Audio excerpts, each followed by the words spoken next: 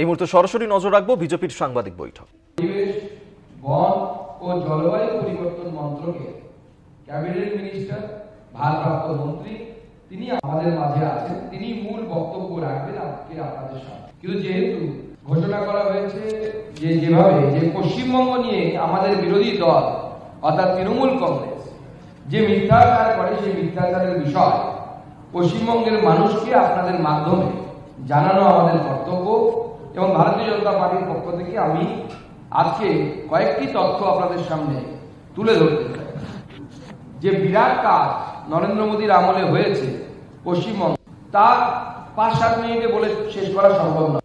বলা হয় তৃণমূল কংগ্রেসের পক্ষ থেকে যে আমাদের এবার দেখি যে বিষয়টি নিয়ে আমি আপনাদের আগেও বলেছি, আবারও বলছি। আপনারা জানেন যে ট্যাক্স কালেকশন হয়, ট্যাক্স ডেভলিউশন হিসেবে রাজ্য সরকারের কাছে ফিরে আসে, সব রাজ্য সরকারের কাছে যায়।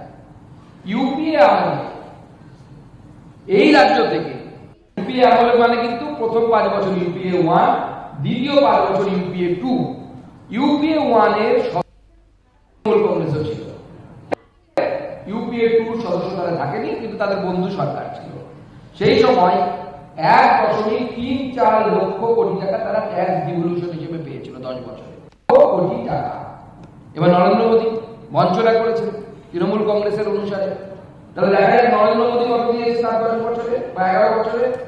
নরেন্দ্র 4 লক্ষ, 1.34 নিজেদের আমলে পেয়েছিল তারা, আর নরেন্দ্র মোদী সরকার দিয়েছে 5.24।